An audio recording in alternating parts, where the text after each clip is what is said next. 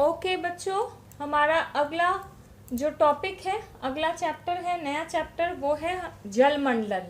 ठीक है, हमारा अगला जो नया चैप्टर है वो क्या है? जलमंडल, हाइड्रोस्फीयर। इस जलमंडल में हम लोग किसके बारे में पढ़ेंगे? पहले महासागरीय धाराओं के बारे में पढ़ेंगे। ठीक है, हम लोग जानते हैं कि हमारी पृथ्वी का 71% भाग क्या है? पानी है, समुंदर। ठीक है, तो इस पानी के मंडल को हम लोग क्या कहते हैं? जलमंडल। ठीक है, तो इस ये जो समुंदर है हम लोगों का, इसमें 3 तरह की गतिविधियां होती है, 3 तरह का हलचल होता है। क्या? लहरें या तरंगे, जलधारा और ज्वार भाटा। लहर आप लोग को 10 के सिलेबस में नहीं पढ़ना है, ये भूगोल में क्लास 12 में पढ़ना है लहर के बारे में। हम लोगों को पढ़ना है जलधारा और ज्वार भाटा के बारे में। ठीक है, तो हम लोग जलधारा से शुरू करते हैं। जलधारा क्या है? जैसे सतह पर नदियां बहती हैं, उसी प्रकार सागर या महासागर के जल पर नियमित रूप से एक निश्चित दिशा में बहने वाली धारा को हम लोग क्या कहते हैं? जलधारा कहते हैं। जैसे नदियां बहती है एक निश्चित दिशा में, उसी तरह समुद्र के सतह पर प्रभावित एक निश्चित दिशा में प्रवाहित होने वाली धारा को हम लोग जलधारा कहते हैं। ठीक है, जलधारा को 2 भाग में बांटते हैं, गर्म जलधारा, ठंडी जलधारा। अगर उस धारा, उस बहते हुए धारा का जो टेम्परेचर है, तापमान है, वो अगल बगल के समुद्र के पानी से अगर ज्यादा है तो उसे अगर हम लोग गर्म जलधारा कहेंगे। और अगर उस बहते हुए पानी का टेम्परेचर अगल बगल के पानी से कम है तो उसको हम लोग क्या कहेंगे? ठंडी जलधाराएं कहेंगे। हमेशा ये दिमाग में रखना कि भूमध्य रेखा के पास क्या होता है? गर्मी पड़ती है, तो गर्मी पड़ने से यहाँ का पानी भी क्या हो जाता है? गर्म हो जाता है। और ध्रुवों के पास ठंड पड़ती है तो यहाँ का पानी ठंडा रहता है। तो ठंडा पानी जो है भारी होके नीचे की ओर बैठता है, नीचे की ओर बैठेगा तो यहाँ के पानी को ठेलेगा, ये पानी जाएगा उस ओर और ये पानी आएगा इस ओर। ठीक है, तो भूमध्य रेखा से ध्रुवों की ओर जो जलधाराएं जाती हैं वो कैसे जलधाराएं होंगी? गर्म जलधाराएं होंगी। और ध्रुवों से भूमध्य रेखा की ओर जो धाराएं आएंगी वो कैसी जलधाराएं होंगी? गर्म जलधाराएं, सॉरी, ठंडी जलधाराएं होंगी। ध्रुवों से चल के आ रही है तो ठंडी जलधाराएं हैं। और हमेशा याद रखना कि यह जलधाराएं भी फ्री फ्लोइंग है। ठीक है, स्वतंत्र रूप से बहने वाली है। तो यह भी पृथ्वी की घूर्णन गति के कारण उत्तरी गोलार्ध में अपनी दाईं ओर और दक्षिणी गोलार्ध में अपनी बाईं ओर घूम जाती है, कोरियोलिस बल या फेरल्स के नियम के कारण। ठीक है, अब हम लोग अगला देखेंगे कि धाराओं की उत्पत्ति के क्या कारण है। ठीक है, तो जल धाराओं की उत्पत्ति के क्या कारण है? जल धाराओं की उत्पत्ति का पहला कारण है पृथ्वी का घूर्णन। पृथ्वी का घूर्णन के कारण मैं आपको बताई कि कोरियोलिस बल उत्पन्न होता है।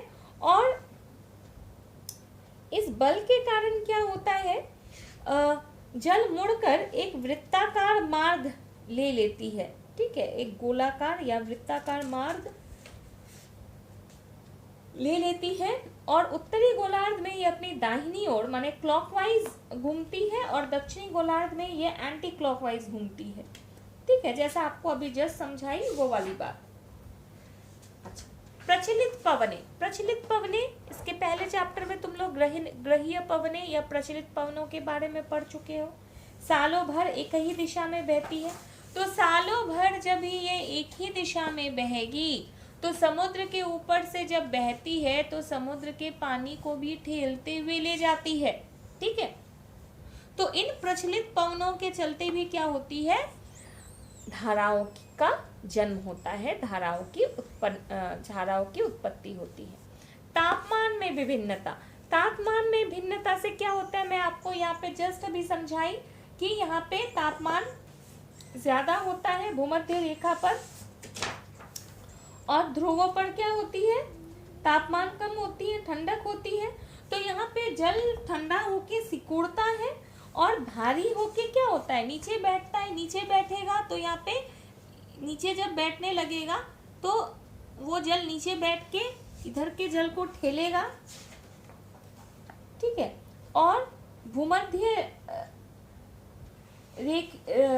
रेखा की ओर से जल क्या होगा, तब इस ओर जाएगा। तो भूमध्य रेखा की ओर से जल इस ओर जाएगा और यहाँ से जल इस ओर जाएगा। तो क्या होगा, धाराओं की उत्पत्ति हुई, किसके चलते, तापमान में भिन्नता के चलते, ठीक है।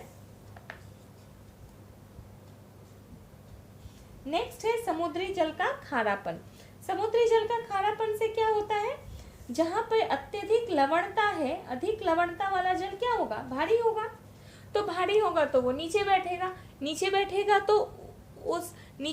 तो वहां पे जल क्या हो जाएगा, कम हो जाएगा। तो उस कमी को पूरा करने के लिए दूसरी जगह से जल उस ओर भागेगा, ठीक है, जहाँ पे कम लवण है।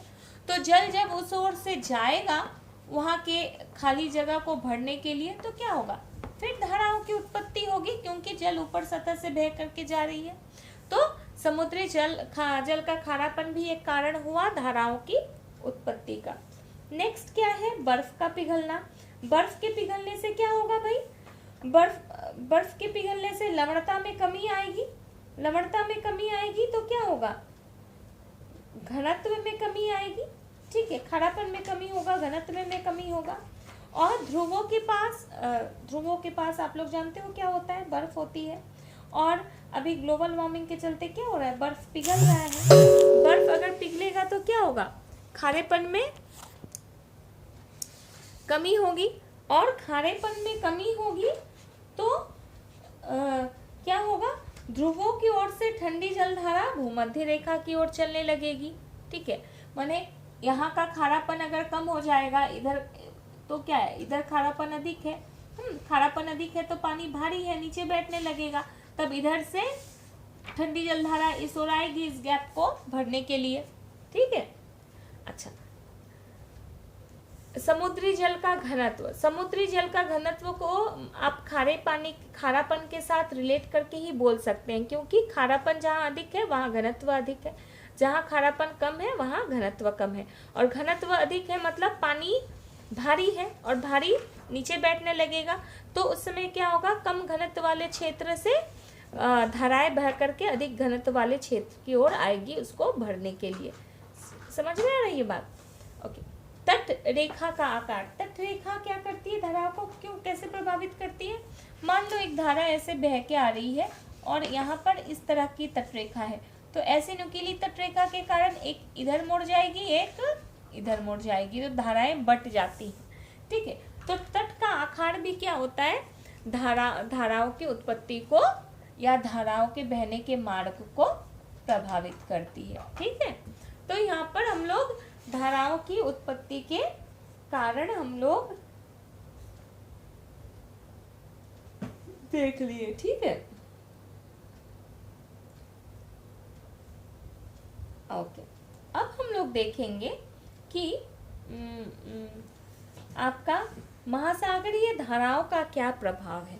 ये महासागरीय धाराएं क्या है, हमारे पृथ्वी पर इनका बहुत प्रभाव है। हमारे लिए ये धाराएं बहुत हेल्पफुल हैं, बहुत ही लाभकारी है। कैसे, मछली के बैंकों का निर्माण।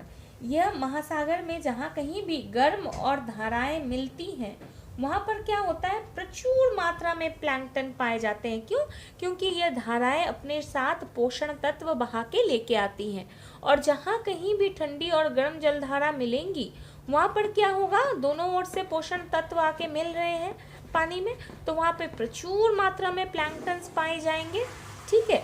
और वहाँ पे जब प्लैंकटन्स पाए जाएंगे तो वहाँ पे प्रचुर मात्रा में क्या मिलेंगी, मछलियाँ मिलेंगी। क्यों मिलेंगी, क्योंकि मछलियाँ जो है प्लैंकटन्स जो है मछलियों का भोजन है, ठीक है। तो इस तरह ऐसे क्षेत्र जहाँ पे प्रचुर मात्रा में मछलियाँ पाई जाती हैं और जहाँ पर दोनों करंट्स, ओशन करंट्स माने जलधाराएं आके मिलती हैं, उसको हम लोग फिशिंग बैंक कहते हैं, मछली बैंक, ठीक है। इस तरह के दो बैंक है, एक है डॉगर बैंक और दूसरा है ग्रेट बैंक, ठीक है, ओके। नेक्स्ट है तटीय जलवायु पर प्रभाव। तटीय जलवायु पर कैसे प्रभाव डालती है? बहुत गहरा प्रभाव है तटीय जलवायु पर। कैसे? गर्म धाराएं जब गर्म क्षेत्रों में पहुंचकर तापमान को और बढ़ा देती है, और ठंडी धाराएं ठंडी क्षेत्र में पहुंचकर तापमान को और घटा देती है ना। लेकिन जब गर्म जलधाराएं ठंडे क्षेत्रों में पहुंचती है तो तापमान को बढ़ा देती है। और ठंडे क्षेत्रों में के पहुंचने से क्या होगा? मान लीजिए कि वहाँ पे बहुत ठंड पड़ती है और तटीय क्षेत्रों में पानी जो है बर्फ हो जाता है। ऐसे में वहाँ पर अगर गर्म जलधाराएं पहुँचती है तो वो क्या करेगी? तापमान को सुहाना बनाएगी, तापमान को बढ़ाएगी और जो है तटों को बर्फ मुक्त रखेगी। ठीक है, वहाँ पानी जो है बर्फ में पिघलने नहीं देगी, बर्फ में जमने नहीं देगी, बर्फ को पिघला के रखेगी। ठीक है, जैसे उत्तर पश्चिमी यूरोपीय तटीय देशों में की आदर्श जलवायु का कारण क्या है? उत्तरी अटलांटिक धारा है।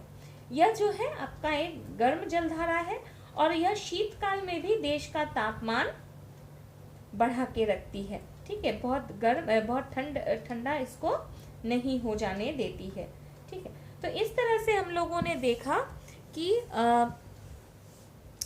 जलधाराओं का जो है तापमान में जलधाराएं जो है हमारे जलवायु को बहुत अधिक प्रभावित करती है। ठीक है, नेक्स्ट हम लोग पढ़ेंगे ज्वार भाटा। तो ज्वार भाटा बच्चों हम लोग अगले वीडियो में पढ़ेंगे। ठीक है, ओके, बाय चिल्ड्रन।